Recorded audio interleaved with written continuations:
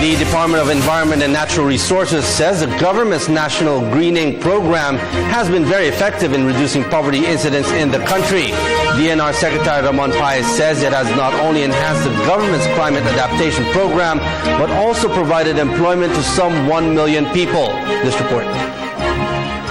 One of the major anti-poverty programs under implementation by the Aquino administration is the National Greening Program to cover 1.5 million hectares of forest land.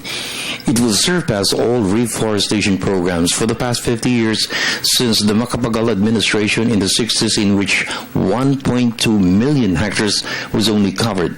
To date, close to 1.1 million trees of all kinds of varieties have been planted all over the country.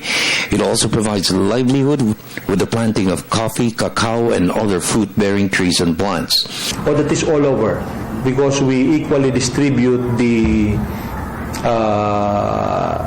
National Greening Program all over the country.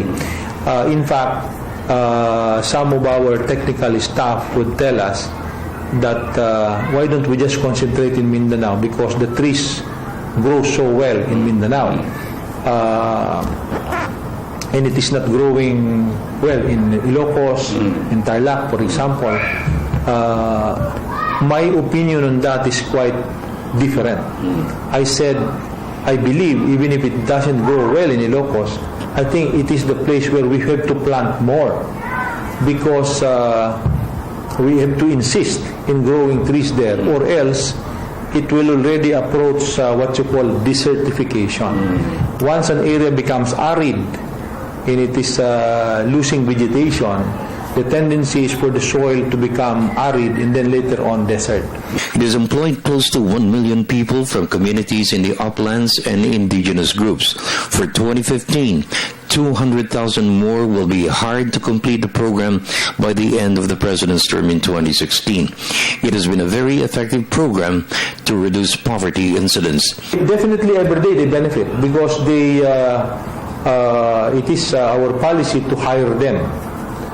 By the way, I think more than half of the cost for the National Greening Program is actually for hiring upland farmers.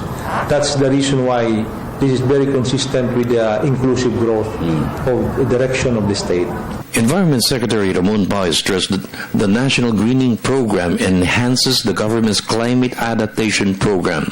A key program is the massive planting of mangroves in the eastern seaboard of the country. Most of the areas covered are the provinces of the Visayan region and Mindanao, since they are prone to storm surges with the impact of typhoons.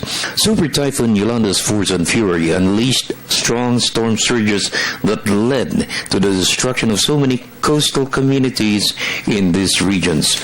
We must be the first country to develop our natural defenses. Our natural defenses definitely are the watersheds and our coastline. And that's the reason why the President instructed us to massively plant mangrove, especially in the eastern seaboard, because that is the first area hit by typhoon surge always. For the People's Television Network, this is Freddie Abando reporting.